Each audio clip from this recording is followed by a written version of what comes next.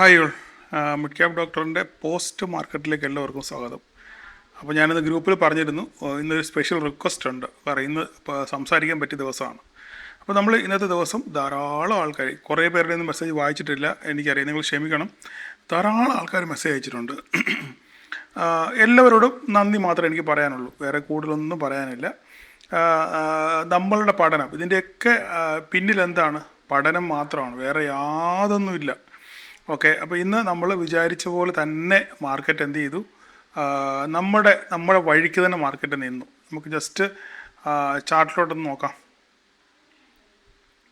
ചാർട്ടിലോട്ട് നോക്കുകയാണെന്നുണ്ടെങ്കിൽ മാർക്കറ്റ് എന്ത് ചെയ്തു? ഇന്ന് 250 പോയിൻ്റ് മാർക്കറ്റ് എന്താണ്? ഇന്ന് ഗ്യാപ്പ് അപ്പിലാണ് ഓപ്പൺ ചെയ്തത്, ഇല്ലേ? അപ്പോൾ നമ്മൾ കഴിഞ്ഞ ദിവസങ്ങളിലെല്ലാം സംസാരിച്ചായിരുന്നു, ഇല്ലേ? മാർക്കറ്റ് ഡേറ്റ വെച്ചാൽ നമ്മൾ സംസാരിച്ചത് എന്താണ്? FIS ഷോർട്ട് പൊസിഷൻ ചെറുതായിട്ട് കുറയ്ക്കുന്നു, അല്ലെങ്കിൽ അങ്ങനെ തന്നെ നിൽക്കുന്നു എങ്കിലും DIS അവരുടെ ബൈ സൈഡ് 5% കൂട്ടി, അടുത്ത ദിവസം 2% കൂട്ടി, കണ്ടമാനം DIS ബൈ സൈഡ് കൂട്ടുന്നുണ്ട്. റീറ്റെയിലേഴ്സും അതുപോലെ തന്നെ നിൽക്കുന്നുണ്ട്. പ്രോ ആണെങ്കിൽ അവർ ന്യൂട്രലായിട്ടാണ് നിൽക്കുന്നത്. ന്യൂട്രൽ ചെറിയ ഷോർട്ട് സൈഡ് ഉണ്ടെങ്കിൽ തന്നെ ന്യൂട്രലായിട്ടാണ് നിൽക്കുന്നത്. FIS മാത്രമാണ് വലിയൊരു ഷോർട്ട് സൈഡിലേക്ക് നിൽക്കുന്നത്. അപ്പോൾ ക്രമാതീതമായിട്ട് DISൻ്റെ സൈഡിൽ ഇങ്ങനെ ലോങ് സൈഡ് കൂടിയിട്ടുണ്ടെന്നുണ്ടെങ്കിൽ മാർക്കറ്റ് ഒരു അപ്സൈഡ് പോകാനുള്ള സാധ്യത ഉണ്ട് എന്ന് ഞാൻ പറഞ്ഞിരുന്നു. ഒന്നാമത്തെ കാര്യം അത്. രണ്ടാമത്തെ കാര്യം എന്താണ്? ഓപ്പൺ ഇൻട്രസ്റ്റുകൾ സൂചിപ്പിക്കുന്നതും മാർക്കറ്റിനെ മുകളിലോട്ട്, അതായത് ലോങ് ബിൽഡപ്പ് പല സ്ട്രൈക്കുകളിലും ആഡ് ചെയ്യപ്പെടുന്നതായിട്ട് ഞാൻ നിങ്ങളോട് തെളിവ് സഹിതം ഞാൻ നിങ്ങൾക്ക് കാണിച്ചത്, അല്ലേ? ഇതൊക്കെ അപ്പം നിങ്ങൾ പറയും, അല്ല സാറേ, ഇതിപ്പോൾ ഇങ്ങനൊരു വാർത്ത വന്നുകൊണ്ടല്ലേ? നോ, വാർത്ത വന്നുകൊണ്ടൊന്നുമല്ല.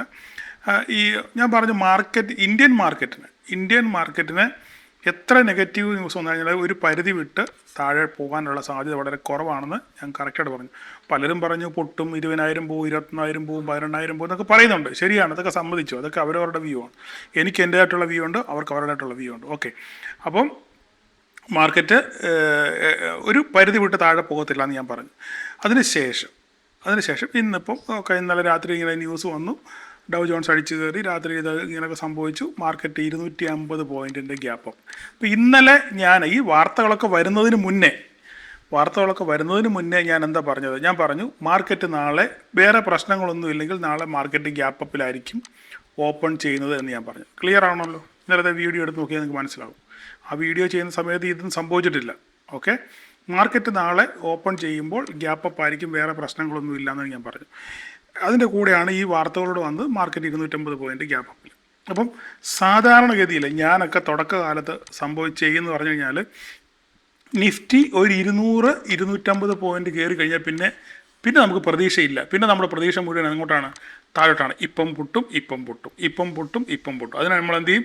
250 പോയിന്റ്, നിഫ്റ്റി 250 പോയിന്റ്, ഏകദേശം 1% നിഫ്റ്റി കയറി. ഇനിയിപ്പോൾ നിഫ്റ്റി എന്തായാലും പൊട്ടും. അപ്പോൾ നമ്മൾ 250 പോയിന്റ് കയറി കഴിഞ്ഞപ്പോൾ അവിടെ എന്ത് ചെയ്യും? ഒരു പി എടുക്കും. പിന്നെ മാർക്കറ്റ് 50 പോയിന്റ് കയറുമ്പോൾ നമ്മൾ എന്ത് ചെയ്യും? വീണ്ടും ഈ പി ആവറേജ് ചെയ്യും. പിന്നെ 50 പോയിന്റ് കയറുമ്പോൾ പിന്നെയും ആവറേജ്. ഈ ആവറേജ് ചെയ്ത് കയ്യിരിക്കുന്ന സാധനം കൂടുക അല്ലാതെ സാധനം താഴോട്ട് വരുമോ? വരത്തില്ല. ഇതാണ് ആദ്യകാലങ്ങളിലൊക്കെ എനിക്ക് പറ്റിയിട്ടുള്ള കാര്യങ്ങളാണ്. പക്ഷേങ്കിൽ അതിൽ പല വീഴ്ചകളിൽ നിന്ന് പഠിച്ചാണ് ഞാൻ ഇവിടം വരെ എത്തിയത്. ഞാൻ എന്തായാലും ഇപ്പോൾ ഇന്നലെ രാവിലെ വോയിസ് ഇട്ടപ്പം ഞാൻ എന്താണ് പറഞ്ഞത്? നമുക്ക് വോയിസ് ഒന്ന് കേൾക്കാം, അതല്ലേ നല്ലത്. അപ്പം നമ്മുടെ ഗ്രൂപ്പിൽ രാവിലെ ഇട്ട വോയിസ് നമുക്കത് കേട്ട് നോക്കാം. ഞാൻ ഷോർട്ട് കവറിംഗ് റേഞ്ച് നടക്കും, അതിൻ്റെ കൺഫർമേഷൻ 23,500 മുകളിലാണ്. Okay, good morning all. Market 250 point gap അപ്പിലാണ്. നമ്മളുടെ മുകളിലത്തെ വരയിൽ തന്നെയാണ് മാർക്കറ്റ് ഓപ്പൺ ചെയ്തിരിക്കുന്നത്. അല്ലെങ്കിൽ കറക്റ്റായിട്ട് പറയുകയാണെന്നുണ്ടെങ്കിൽ കഴിഞ്ഞ ദിവസം ഇന്നലത്തെ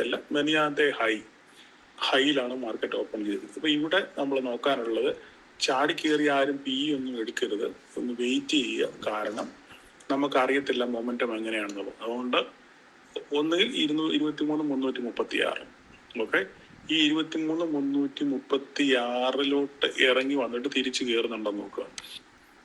ഞാൻ മൊത്തം കേൾപ്പിക്കുന്നില്ല, നമ്മൾ ക്ലിയർ ആയിട്ട് പറഞ്ഞു ഇല്ലേ? 336 മാർക്കറ്റ് ഇറങ്ങി വരുന്നുണ്ടെന്ന് നോക്കുക.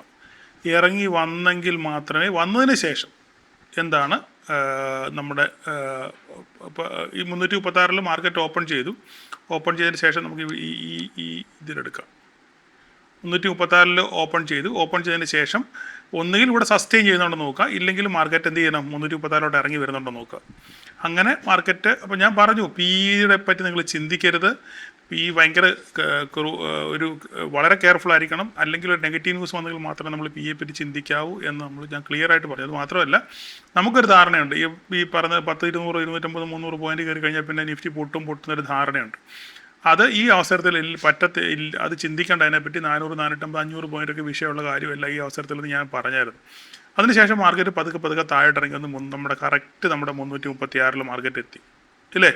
336 എത്തിയപ്പോഴാണ് ഞാൻ പറഞ്ഞത് നിങ്ങൾക്ക് ഇവിടുന്ന് ഒരു കൈ നോക്കാം എന്ന് ക്ലിയർ ആയിട്ട് ഞാൻ പറഞ്ഞു. മാർക്കറ്റ് അവിടെ നമ്മൾ ഓൾറെഡി നേരത്തെ പറഞ്ഞതാണ്, ഇപ്പോൾ പറയേണ്ട കാര്യമില്ല, നേരത്തെ പറഞ്ഞതാണ്. 336 നമുക്ക് എന്ത് സംഭവിക്കുന്നു നോക്ക്. കാരണം ഒന്ന് തിരിച്ച് കയറാൻ ശ്രമിച്ചു, പിന്നെ കുറേ നേരം കൺസോളിഡേറ്റ് ചെയ്ത് അവസാനം ആണ് ഉച്ച കഴിഞ്ഞതിന് ശേഷമാണ് എന്ത് ചെയ്ത് ഈ കൺസോളിഡേഷൻ. അപ്പോഴത്തെ ഈ കൺസോളിഡേറ്റ് ചെയ്തപ്പോഴത്തെ തന്നെ കുറച്ചൊക്കെ പ്രീമിയം ഉരുകിപ്പോയി. അപ്പോൾ ഞാൻ എപ്പോഴും പറയാറുണ്ട്, പ്രീമിയം അല്ല നമ്മുടെ ലെവല്, നമ്മുടെ വരയാണ്, ലൈനുകളാണ്, ലെവലുകളാണ് നമ്മുടെ സ്റ്റോപ്പ് ലോസ് എന്ന് പലപ്പോഴും പറയാറുണ്ട്. അപ്പോൾ പലരും ഇവിടെ നിന്ന് ഇത്രയും നേരം മാർക്കറ്റ് അങ്ങോട്ടും ഇങ്ങോട്ടും ആടി കളിച്ചപ്പോൾ പലരുടെയും പ്രീമിയം ഉരുകി തീർന്ന് അങ്ങനെ എക്സിറ്റ് ആയി പോയ ധാരാളം ആൾക്കാരുണ്ട്. ഇപ്പോൾ അവരോട് എനിക്ക് സഹതാപം മാത്രമേ ഉള്ളൂ. ഞാൻ പറഞ്ഞിട്ടുണ്ട് എപ്പോഴും നമുക്ക് സ്റ്റോപ്പ് ലോസുകൾ എന്താണ്, ലെവലുകളാണ്, പ്രൈസ് അല്ല എന്ന് പറഞ്ഞിട്ടുണ്ട്. അതിനുശേഷം അവിടെ നിന്ന് എന്ത് ചെയ്തു, ഉച്ച കഴിഞ്ഞതിന് ശേഷം മാർക്കറ്റ് അവിടെ നിന്നൊരു ബ്രേക്ക് ഔട്ട് നൽകി, അല്ലെങ്കിൽ അവിടെ നമുക്ക് തിരിച്ച് കയറാൻ മൊമെൻ്റ് തുടങ്ങി. ആ സമയത്ത് ന്യൂസ് വന്നൊക്കെ പറയുന്നത് എന്തായാലും ഞാൻ കഴിഞ്ഞ ദിവസങ്ങളിലൊക്കെ പറഞ്ഞു, DIS നല്ല രീതിയിൽ ലോങ് ബിൽഡപ്പ് ചെയ്യുന്നുണ്ട്. ഓപ്പൺ ഇൻട്രസ്റ്റ് ഞാൻ ചൂണ്ടിക്കാണിച്ച് ഞാൻ പറഞ്ഞു, ഇവിടെ ഓൾറെഡി ഞാൻ വിട്ടിട്ടുണ്ട്. മാർക്കറ്റ് മുകളിലോട്ട് ഈ 23,500 മാർക്കറ്റ് എത്തിയപ്പോൾ ഞാൻ ഓപ്പൺ ഇൻട്രസ്റ്റ് ഇട്ടായിരുന്നു. ഓപ്പൺ ഇൻട്രസ്റ്റ് ഇട്ടു. ഈ ഓപ്പൺ ഇൻട്രസ്റ്റ് ഇട്ട് കഴിഞ്ഞ് ഞാൻ എന്താ പറഞ്ഞത്, ഇവിടെ നോക്കിയാൽ 23,500 പുട്ടും കോളും നല്ല രീതിയിലുണ്ട്. അഥവാ മാർക്കറ്റ് മുകളിലോട്ട് മൊമെൻ്റം നിലനിർത്തുകയാണെന്നുണ്ടെങ്കിൽ ഈ പറയുന്ന കോൾ റൈറ്റ് ചെയ്തവരെല്ലാം ഇവിടുന്ന് ഇറങ്ങി ഓടേണ്ടി വരും. അങ്ങനെ ഓടുകയാണെന്നുണ്ടെങ്കിൽ മാർക്കറ്റ് ഫർദറായിട്ട് ഷോർട്ട് കവറിങ് റാലി നടക്കും. അടുത്ത പോയിന്റിലേക്ക് 630 മാർക്കറ്റ് എത്തും എന്ന് ഞാൻ ക്ലിയർ ആയിട്ട് പറഞ്ഞിരുന്നു. അതുപോലെ തന്നെ മാർക്കറ്റ് എന്ത് ചെയ്തു, അവിടുന്ന് പതുക്കെ ഞാൻ ഷോർട്ട് കവറിങ് റാലി എങ്ങനെയാണ് നടക്കുന്നതൊക്കെ എക്സാമ്പിൾ വരെ ഞാൻ കഴിഞ്ഞ ദിവസം വരച്ച് കാണിച്ചായിരുന്നു, ഇല്ലേ? എക്സാമ്പിൾ എങ്ങനെയാണ് ഷോർട്ട് കവറിങ് റാലി നടക്കുന്നത്, എന്താണ് അതിൻ്റെ മൊമെൻറ്റം എന്നൊക്കെ ക്ലിയർ ആയിട്ട് ഞാൻ കഴിഞ്ഞ ദിവസം വരച്ച് കാണിച്ചിരുന്നു. എന്തായാലും ധാരാളം ആൾക്കാർ പ്രോഫിറ്റ് ബുക്ക് ചെയ്തു, അതിൽ സന്തോഷമുണ്ട്. വാക്കുകളേക്കാൾ അതീതമായിട്ട് അവരുടെ നന്ദികൾ പല രീതിയിൽ പ്രകടിപ്പിക്കുന്നുണ്ട്. അപ്പോൾ അതൊക്കെ നമുക്ക് ജെന്യുവിനാന്നുള്ള കാര്യം നമുക്ക് വളരെ ക്ലിയറായിട്ട് അറിയാം. ഓക്കെ, അപ്പം എല്ലാവരോടും എനിക്ക് ഒന്നേ പറയാനുള്ളൂ, നിങ്ങൾ പഠിക്കുക എന്നുള്ളതല്ലാതെ വേറെ യാതൊരു മാർഗവും ഇതിനകത്ത് നിലനിൽക്കാനില്ല. ഓക്കെ, അപ്പോൾ നിങ്ങളെല്ലാവരും കാത്തിരിക്കുന്ന കാര്യം എന്ന് പറഞ്ഞാൽ, എന്തോ സാറിന് റിക്വസ്റ്റ് ഉണ്ടെന്ന് നിങ്ങൾ കുറേ രാവിലെ ഞാൻ ഗ്രൂപ്പിൽ പറഞ്ഞിരുന്നു, അല്ലേ? അപ്പം ആ റിക്വസ്റ്റ് എന്താണെന്ന് കാത്തിരുന്ന് ധാരാളം ആൾക്കാർ മെസ്സേജ്, സാറേ എന്താ പറയൂ. അപ്പോൾ കോമൺ ആയിട്ട് ഞാൻ പറയും, നമ്മൾക്ക് ഒരു ഗ്രൂപ്പുണ്ട്.